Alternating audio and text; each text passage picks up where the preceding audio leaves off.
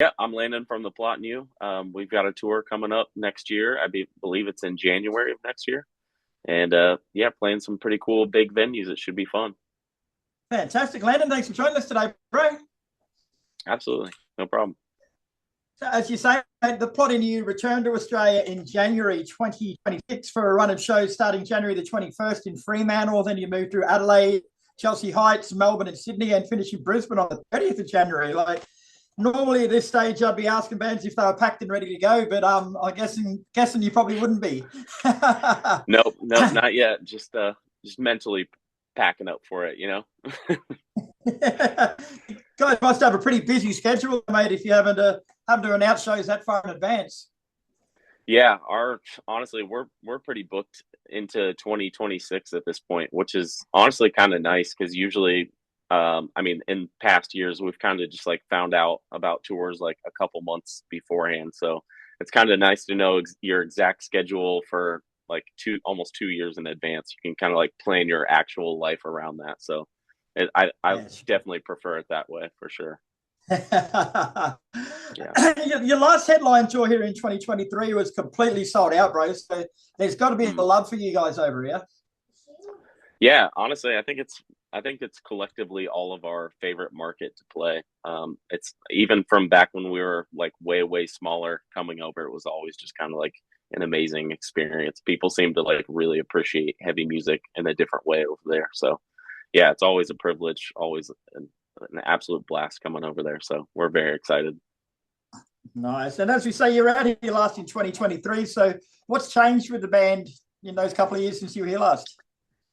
Oh man, so much. I feel like I mean the EPs that we've put out have seemed to, really transcend and really connect with a lot of people, which is cool. So it'll be fun to come over there and play a lot more new stuff. But yeah, in that time, I feel like we've toured so much and we've gone to so many new places too. Like we did Japan for the first time, we did South America for the first time. So yeah, it's really just cool seeing how things are translating kind of all over the world. That's a pretty unique and bizarre thing to experience. So yeah, we're just really grateful.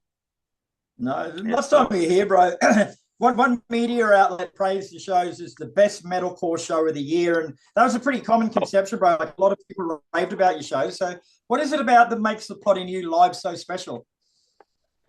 I don't know. That's a good question. We've honestly we've just been a band for so long, and we've like grown to know how to play off of each other well, I think. And we put a lot of we put a lot of work into making sure like our lights and the actual, like production and everything is something that reflects what we're doing musically.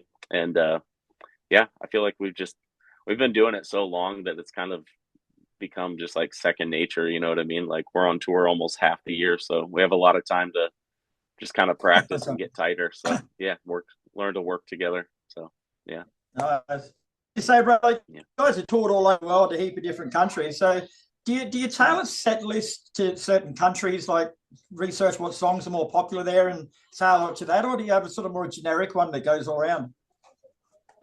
We've kind of, yeah, for a couple different places that we've played, we've been like, oh, okay, it seems like this country really appreciates this song, so we'll try to be a little bit mindful of that. But for the most part, we're trying to, for the most part, play most of the new songs because they're new and we want to, be able to showcase those. But yeah, we try to sprinkle some stuff in from every era of the band to make sure it's like a collective showcase of everything that we've done and the band that we've been for 17 years or 16, 17 years, so yeah, just trying to make it a fun experience for everybody.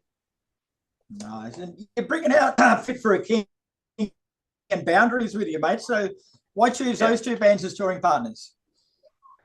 We've toured with those bands. Fit for a King we've been touring with for like 12, 13 years on and off.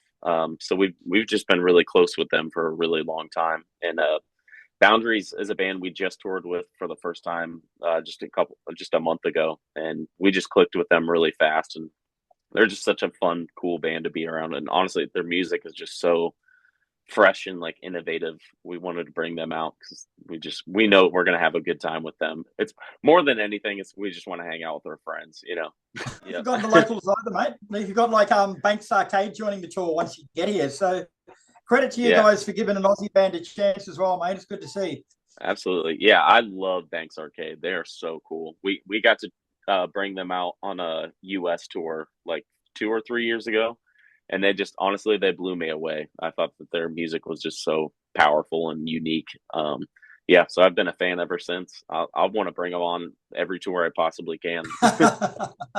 Yeah, they're so sick. Yeah. Yeah. And I noticed too that Adelaide and Brisbane shows are all ages, mate. Like, there's not enough of them in the modern age. There used to be quite a few of them, but these days they're getting less and less. So good on you. Yeah, I didn't even know that was a thing. That's really interesting. Yeah, that's cool. I definitely I prefer all ages. I want everyone of any age to be able to come and have a good time, you know. So anytime we're able to do that, I feel like it's a cool opportunity. Because I remember I remember being a teenager and wanting to go to shows. I'd be so bummed if I couldn't go to a show just because I'm not old enough, you know. Yeah. Yeah, And it's a good thing. how about with your set list and your stage show? Like when you know there's going to be kids in the crowd, do you tone it Mhm. down at all, or are you conscious of that, or is it just sort of still just get out there and do Oh, what you do? yeah, not at all. We don't tone anything down for anybody. Nice. if if they're there, I'm assuming they've probably already heard our music and they know what they're getting into. Same for their parents too. If their parents are going to let them come, that's on them. Good answer. Yeah. Now, musically, the plot in you incorporates elements of a wide variety of genres from alternative. You got electronica in there. There's pop, R&B, Yeah. metalcore. There's so much in there, mate. Like it obviously works for you in the studio, but how does it translate live? Like, is it difficult to get the flow right in a live setting with so many different genres? Yeah, I mean, it's a lot of trial and error, you know. Again, we've been doing this such a long time though that like we figured out how to do everything that we do in a way that like makes sense live, you know. As far as like especially vocally, you know, I've had to just touring so long and like learning how my voice works and how to like how to breathe correctly to like get certain things out and how to know how to prepare my voice for like if I'm doing a bunch of screams and then I got to go into a like soft singing part. Like it just takes a lot of effort to practice that and like get it down to where it's like effortless, but it always takes time. Learning a new song every time is like a new experience, but yeah, I Mm. like to think we've been doing it long enough to where we've figured it out. I think at least to a certain degree, you know. To a certain degree. Yeah, Now, yeah, 2024 was pretty busy for you guys. As you said before, you released three EPs, like volume one, two, and yeah, three. So, what does 2025 hold for you musically? You got some more stuff coming? yeah. We got one more EP coming, and then we'll see what happens for the rest of the year. I probably need a break after that, but maybe by sometime mid 2026, maybe we'll have something out again. But it's been awesome just doing the EPs because it's honestly allowed us to just consistently release music for a really long period of time, which kind of just keeps hype, you know, and it keeps people engaged. Like they know that they have something to look forward to every like few months rather than a couple of years apart, you know. So yeah, Yeah. it's been great. You actually raised a good point there, bro. You know, like in the modern market, like people want music all the time. You know, they want content all the time because their attention span's Yeah, less. But at the end of the yeah, day, need a break too. You know, like people expect so much from bands. You've got to be touring, you've got to be releasing music, you've got to be doing videos. But yeah, when do you get a break? You know, yeah. like you need it. Exactly. Yep. Yeah. It's definitely a hard thing. Which I've been advocating for doing EPs like for many years before the label finally let me do it. I was just like, trust me, I'll take whenever I get breaks off tour, I'm going to focus on a small body of work rather than trying to culminate like a big long record, you know, over the course of just a couple months. I was like, if you let me space it out, I promise I can deliver a better product. And they finally trusted me and let me do it. So now we're kind of reaping the benefits of that. Because you know what you're doing. Yeah, yeah, yeah, absolutely. I feel like yeah, for me personally, I'm the main writer of the band, and so that's kind of a lot of weight on me sometimes. So them allowing me to do things like this is just, it's made the process a lot more enjoyable, you know. So yeah, very grateful to them for that. All right, bro. But before I let you go, we've started a new segment called Photo Bomb. So basically, before I speak to you, I'll troll through your social media and I'll find a few photos that I know a little bit more about. So I've dug up this, like, don't get me wrong, like, you rock the shit out of this, mate, but it doesn't really look cold enough to be wearing it. No, it was an insanely hot show, actually. It was in the middle of winter, but there was like absolutely no air control in the venue, and it was sold out. So it was unbearably hot. Like the whole floor of that show was just drenched in sweat by the end of the show. It was a very stupid costume idea. I think I wore it for 3 songs, and then I was like, I can't. I'm gonna die. But yeah, it was Did you fun. throw it out to the crowd? Did you throw it out to the crowd for somebody to keep, or?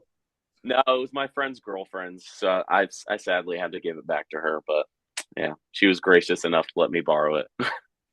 That's awesome. And I've Yeah. got this photo, man. Like, it captures a beautiful moment, you know, like between band and but from stage, man, like, does it break your heart sometimes watching people try so hard to get so close to you, and then security just grabs them and bang, or throws them to the side?